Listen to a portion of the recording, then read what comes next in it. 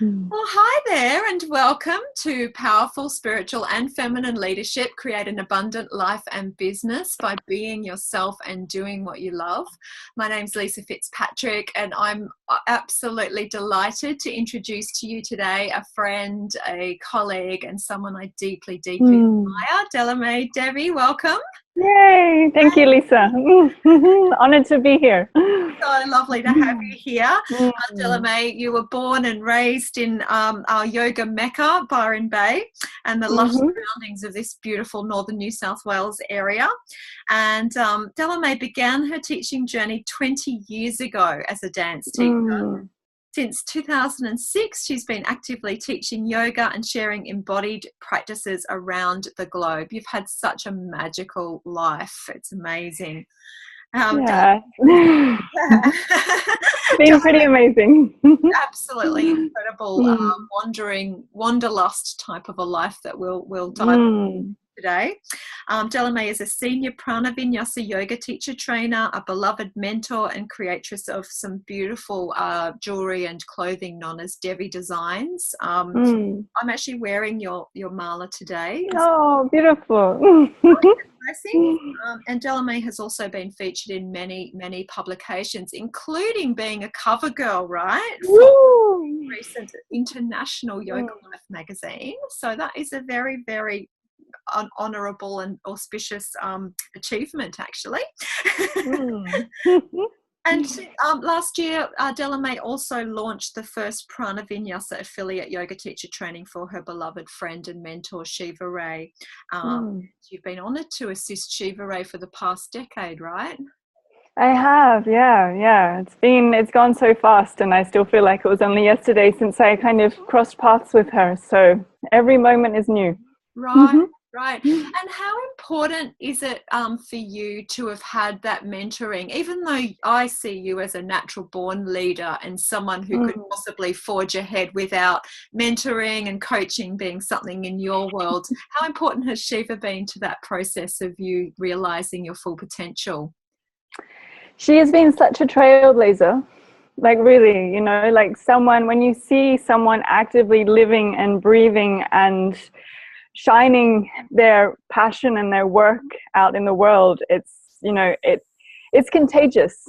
It really is. And to be able to receive advice and support and guidance from someone at that level that's living their true potential at that level is just like, it's a dream come true, I think, for myself, and I know for a lot of us as well. And it's kind of, she's such a light of inspiration, and she's really taught me, like one of the many mantras that she's taught me is, just return to love, regardless of the situation, regardless of what you're being faced with and the challenges, whether it be positive or negative. Just return to love, reconnect to that joy current, why you do what you do, what your purpose is. That's and beautiful. What drives you. So that's beautiful, because my question about that too was, you've got such a unique and distinct feminine leadership style that to have another powerful woman as a mentor, have you ever found that there's been any tension or challenge to you in realizing your own uniqueness in the face of such a powerful mentor? I hope I make sense when I ask that. Yeah, absolutely. I mean, when we're all on our path, kind of forging ahead, if you like, and finding our own way and carving our own little pathways within that, of course we're going to come up against different samskaras and shadow aspects and different things which are reflected back upon us from different people. And I really think mentors and teachers bring out that quality in us as well, and so we're able to really see our own lessons as blessings in a way, and it's wonderful because for me it's been a really firm affirmation of this is what I'm wanting to do, and this is what drives me, and this is how I'm going to express it in my way. And, you know, I don't want to be like a mini Shiva. Yes. You know, and she understands that, you know, and there's been moments when I, you know, have been quite challenged in certain things, whether it be something that she has said or something that someone else has said, or something that I've kind of instinctively felt or intuitively felt. And, you know, it really puts me in the position of like, okay, you know, I can use this situation as medicine and kind of like transform that, you know, transform the poison, if you like, into like medicine. And yeah, just being courageous enough to kind of own up to it and share it and bring it out in the light and say, hey, you know, this is happening for me, like this made me feel like this, or I felt this, etc., etc. And generally, a majority of the time, what we kind of perceive might be the case isn't necessarily the case, because we get so caught up and so wrapped up in our own kind of ego, if you like, or our own ideals and our own expectations, that things can easily get clouded. Wow. I think Yeah. just so valuable for women to hear that, because I guess in the coaching and mentoring journey, it does serve as a trigger or as a mirror for the process of awakening. And so often it will actually identify areas where women are feeling that they're limited or blocked in some way, and it can be deeply painful to release some of the expectations about who we are and what we're here to do. It's a great responsibility stepping into the light, right? Oh my God. Oh my God. It sure is. Yeah. And I'd love to hear more about your leadership journey too, bringing Shiva's work into Australia, being her first affiliate. I mean, that's a huge responsibility, and one that I saw you gracefully holding the torch all last year. And it was a successful launch of Shiva's work and a sharing of her light in Australia through your own beautiful, you know, ways of communicating that work. Tell us a bit about how that was for you. Was it frightening to have that? Oh my God. Was it ever? I kind of feel like I'm the kind of person that if I don't have a little bit of that fear or a little bit of that anxiety or a little bit of that tension, I wouldn't be as driven or as motivated or as passionate about it, because the underlying essence of that is truth. You know, it's like, if I don't step up and do this now, if I don't kind of make this happen now, someone else is going to do it, and this is really my thing. You know, I need to do it not only for myself and my own evolution, but also for my students, and also because of the relationship that I do have with Shiva, and you know, and of course establishing myself more in that role as well, and you know, being an embodied practitioner, it's really honoring individuals' movement journeys within that as well. And so at the same time having to reflect that back on myself, and like, okay, you know, we're doing a fire module, right? You know, my arm balances may not be the best, but the whole module is about arm balances, and so I need to show up in a way that honors my own practice. Yes. And that is then reflected, you know, back to my students. And maybe some are more advanced, maybe some are still beginners, you know, but the yoga itself, if we kind of strip everything away, it's about that unity. It's about, you know, accepting all that we come with, regardless of strength, flexibility, mobility, etc. That's a really brave journey too. And I noticed in your trainings, the women that were attracted to your work and to Shiva's, you know, transmission were extremely collaborative and in unity with one another in the most extraordinary ways. I mean, the bonding that happened between the women on your training, I witnessed that firsthand and was deeply touched by that.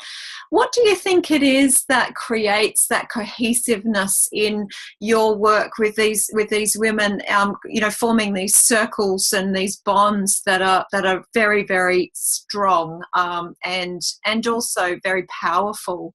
Tell us a bit about what you think, you know, supported the magnetism of that experience. Yeah, good question. Good question. Um, yeah, I could easily, yeah, many things I think, but a majority of it I think is, once again, we come back to this idea of intention. We come back to this idea of, what kind of experience are we wanting to create for our students? Perfect. Yeah. Uh-huh. And having witnessed Shiva's work over the last decade and kind of see her time and time again of how she holds space for people and how she kind of embraces all and creates an environment of, friendship and acceptance and tribe and community, and being able to,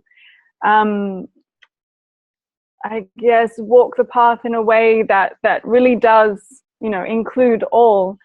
And so, that I'm kind of talking, bigger groups, because she has groups of 60 to 90 to 100 people. But within my training itself, we have a beautiful intimate group of 10 or 12 or something like that. And so I think for me, as the facilitator and as the space holder, it's really important for there to be harmony within the group. And so I try as much as I can to create an environment which reflects that, where people are encouraged and supported to really just drop into themselves, and just come with what they come with. Yeah, we've had people come, and they're still in the first 12 weeks of their pregnancy. We've come, we've gathered together and people have shown up, still kind of fluey, and they spend the whole time laying on the floor, sleeping and napping. And, we've had mothers come in that have been up all night with their sick children. And, so it is just, taking,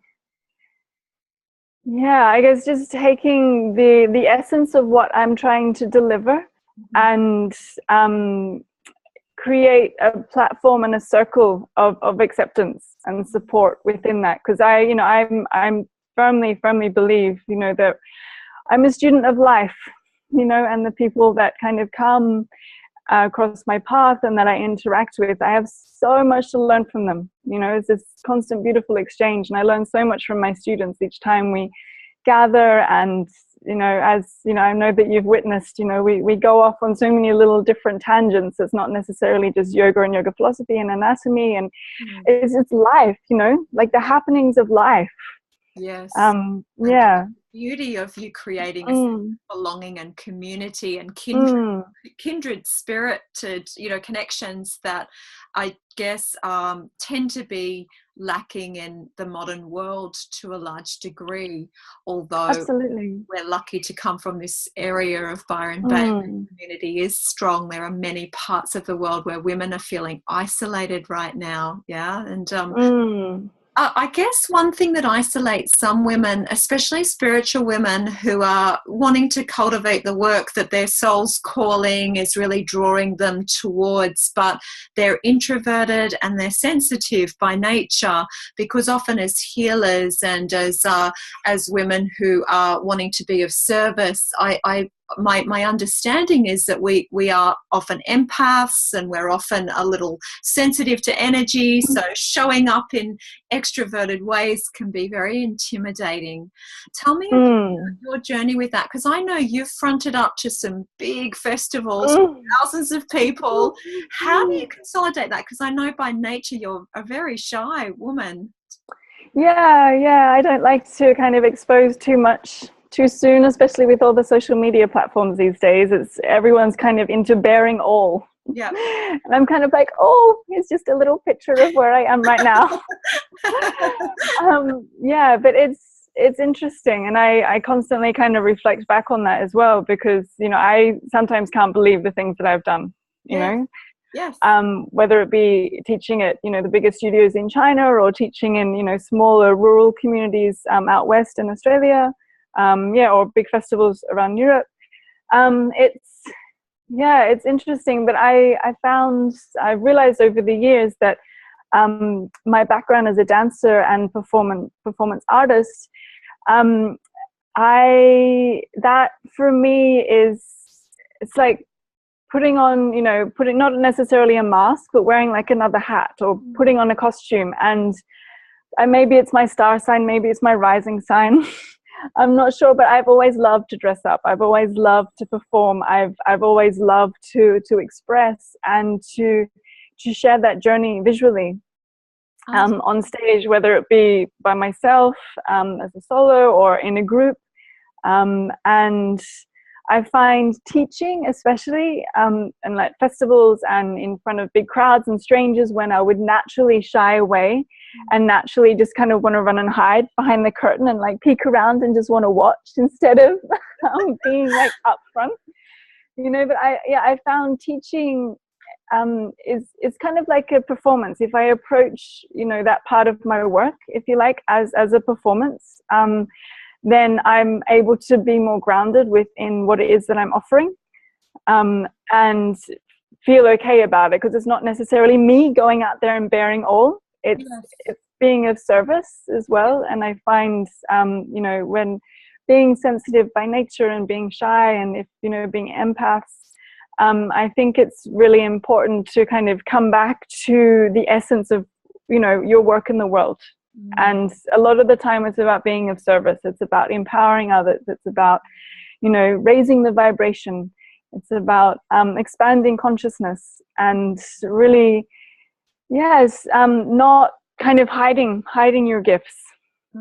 That's beautiful. It really it points to what another speaker was talking about a why that's bigger than our own personal why. Why do we do our work? Well, some of it is because we do believe in supporting humanity in whatever ways that we have this beautiful medicine to offer, and people out there are really seeking and craving good feminine leadership right now.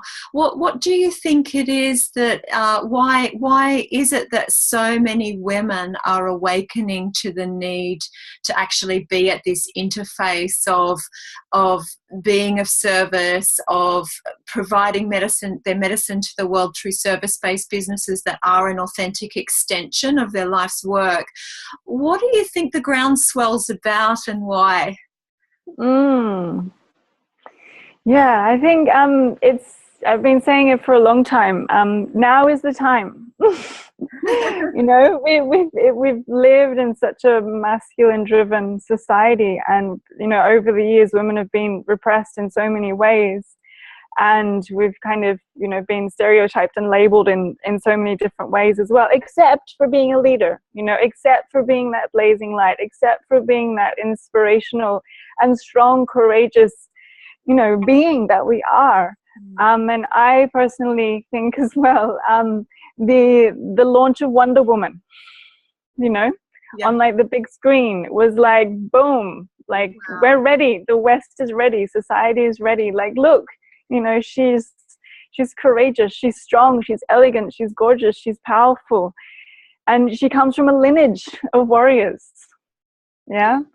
And so I think it's, in this day and age, I've had so many different conversations with women all around the world in different communities and different countries, and it's just a similar vibration, a similar consciousness that's opening up, a similar motivation and drive. And it's like, we've just had enough. We've had enough of hiding behind the curtain and not being in the light and being told what to do, instead of, we innately know, we instinctively know, we are, rising up and coming together. And they say, it's the age of Aquarius as well. That could have something to do with it, if you're into astrology. But it's also, it's something that we've never done before to this day. Yeah. It's true. It's interesting, isn't it? We're at an exciting time where technology allows us to have these conversations that you and I are engaging in right now, and then transmit support to other women who might be feeling isolated, and to live these intentions in greater ways than what we've ever been able to do before.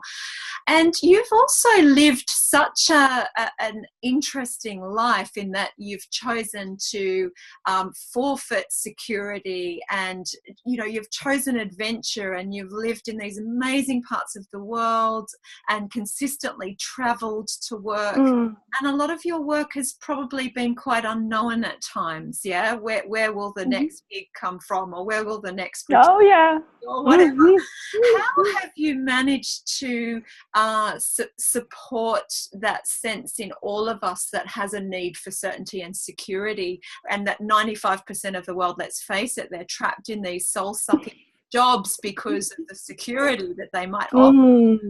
What would your advice be to someone who wants this, the uncertainty, variety and adventure, but isn't quite sure how to just let some of that security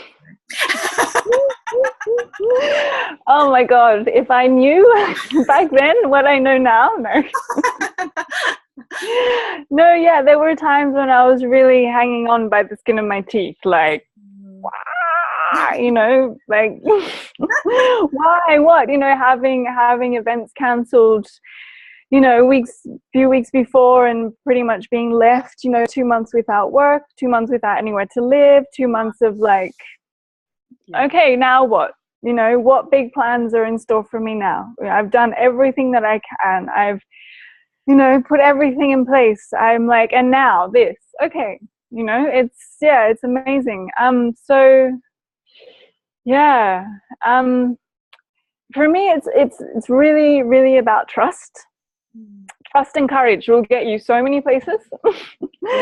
And also, there's certainly been times when I've just kind of winged it, if you like, if I've just kind of like, just dive right in, heart-led, completely blind,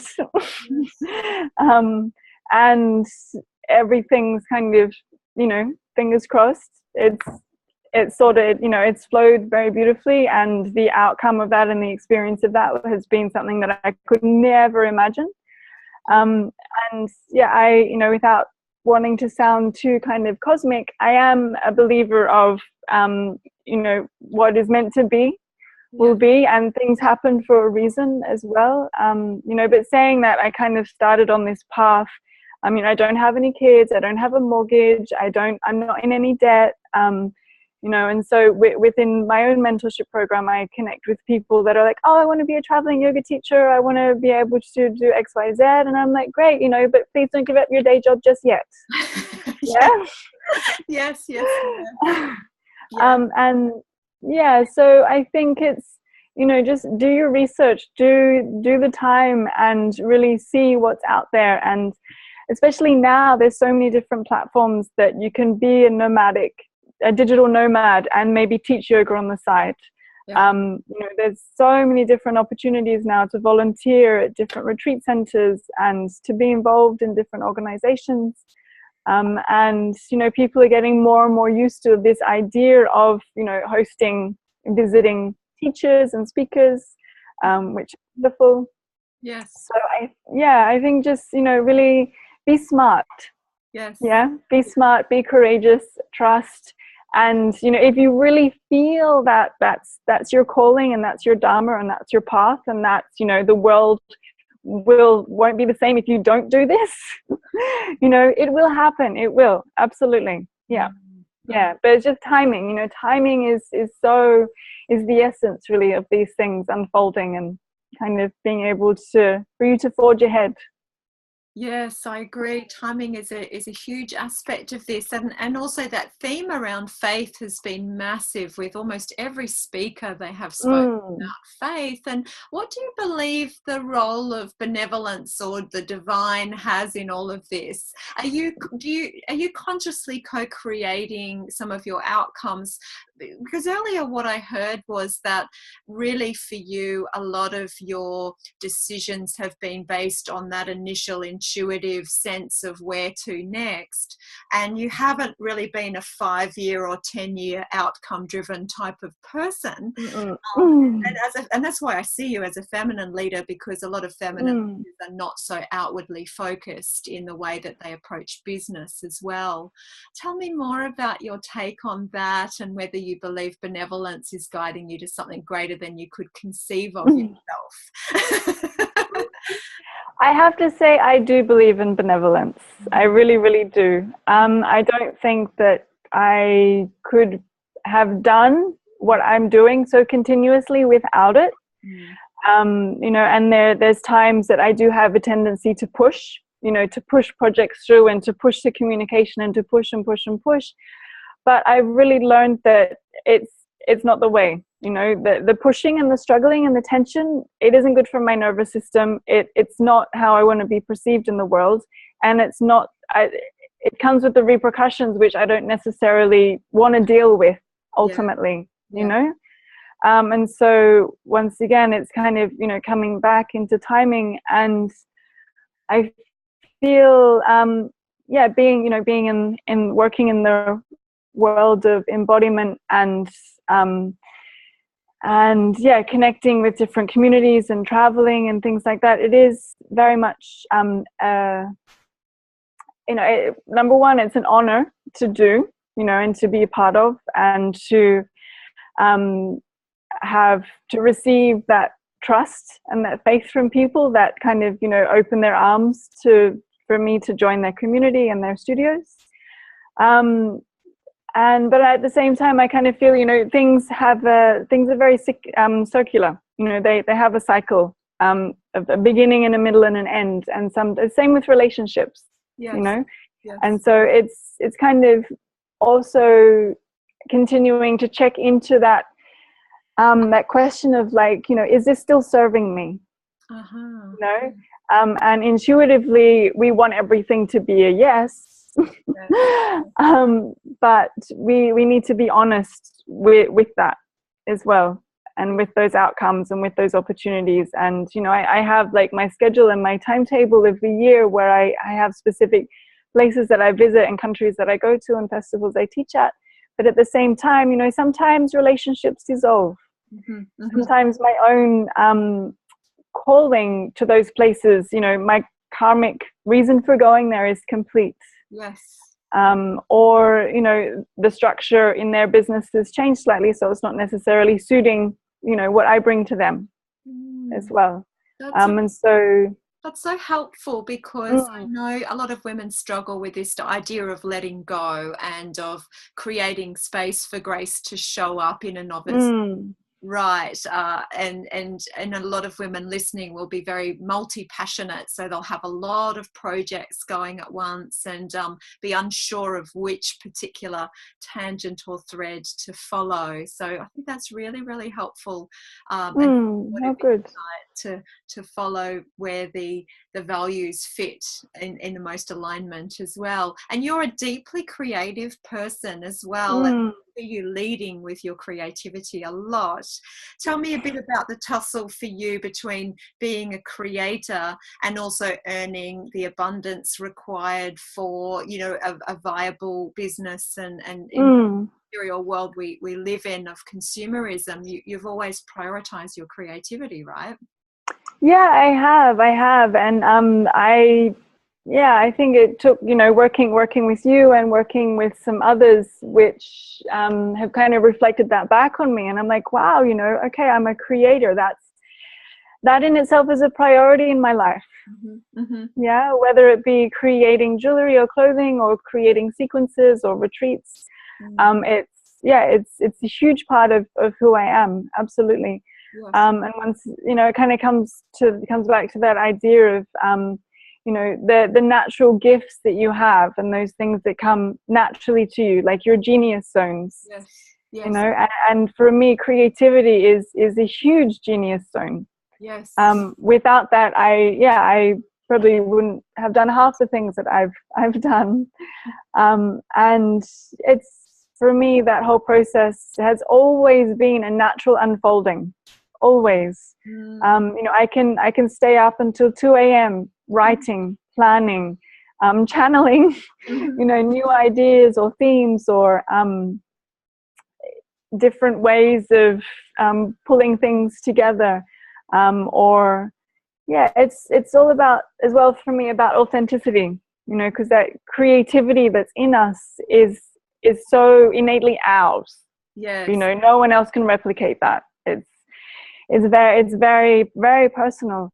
And I feel, yeah, very fortunate, you know, to be able to bring my ideas and my creativity to life, and people resonate with it. You know, I've just gathered a whole, some more wholesale clients for my clothing recently, which is wonderful. And just knowing my schedule that's ahead, just making sure that I'm, you know, well stocked with my goodies. And it's, you know, financially, I see, you know, money and abundance and things like that. It's alive. You know, it needs to move. It needs to flow. It comes and goes. Yes. Yeah. Yes. And no one, you know, no one likes to have unpaid bills and things like that. But at the same time, I really feel like money itself needs to be celebrated. Yes. You know, so even now, you know, even after all these years of teaching, when I get like a PayPal notification of someone buying something or someone signed up for something, I'm like, yes, like bring it on, like yes, you know, it's exciting. That will be so useful and heartening for some women, because I can't tell you how many clients I hear saying things like, oh, I only got one client. But one client is incredibly awesome news, and that's fabulous. And we forget that we're what we focus on expands, and this idea of actually celebrating the movement of abundance is a helpful one. I think women unconsciously block these channels within themselves. It's an inside job, right? Totally. Yeah. I mean, you know, my relationship with money isn't perfect. You know, I still have times when I'm like, oh, you know, like how am I going to pay that? Or I have to buy a flight and I've only got like $10 in the bank, or whatever it may be. You know, there's always, it's a constant sadhana, you know, it's a constant practice. It's a constant consciousness that, you know, is being exercised like a muscle. Yes. Yeah. And so, but for me, it's about a celebration. You know, it's a celebration of abundance, you know, whether it be just a little download of a DVD, or whether it be like a full sign up for a retreat or a teacher training. It's just like, yes, bring it on. Mahalakshmi, thank you. That is so powerful. Women are very fearful, even though a lot of women are becoming more and more awake and empowered to the idea of being self-determined in their life, their role with money. I think there is still a lot of fear and lack and doubt about around that probably comes from many generations of women not having that type of power and control over abundance. So it's I hope everybody can breathe a sigh of relief when they know it's a positive thing to accept flow and to receive abundance. Yes, and your creativity has created some incredible combinations of things. Your movement as medicine. Yeah. Yep. Tell us about that. You run that every year. Tell us about one that combines your love of dance and yoga, doesn't it? Yeah. So the movement medicine retreat every year in Bali is it's a culmination of different embodiment practices and different pathways of movement as well. So the kind of baseline of our practices is yoga. And then within that, I draw upon different kriyas and different movement patterns inspired by the chakras, the vayus, the elements. And we come together and have a week of basically prescribing ourselves the ultimate movement medicine daily. Awesome. Yeah. And you have very generously offered a freebie about your movement medicine too, which is a really good taster to this work, which you offer every year in Bali. And I will be sharing the link to that. What else have you got coming up in 2018, and where can people find out more about your gorgeous work? Yeah. 2018, I'm normally in Europe from like June to September time, where I have um, lots of different offerings at festivals and workshops. So this year, so far, the schedule's looking like the UK, Spain, and Finland as well. And yeah, some others are still kind of percolating in the background. Yes. In Spain, in September, I'll be finishing off my time in Europe offering a yoga mentorship retreat in Ibiza in the north of the island. They say Ibiza is like the third most magnetic place on the planet. Wow. After the North Pole and the South Pole. Many stories about it being the location of where Atlantis sunk. So during that week, we'll be basically living a life of pure luxury in a villa on the edge of a cliff, just with like an amazing view of the Mediterranean. And there'll be yoga twice daily, lots of opportunity to relax and chill out by the pool and sunbathe. And we have like the most exquisite chefs cooking for us as well. Phenomenal. Yeah, and we have soul excursions to the Goddess Cave and to Esvedra, which is the phenomenal rock, which they say is, where Atlantis sunk.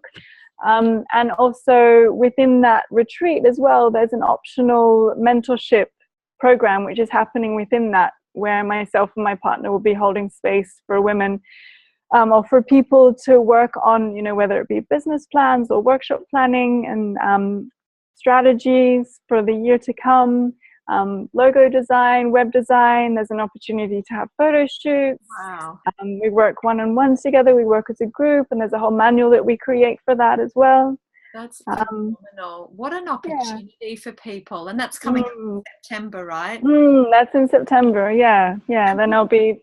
Find out more about your work at delaymaydevi.com, right?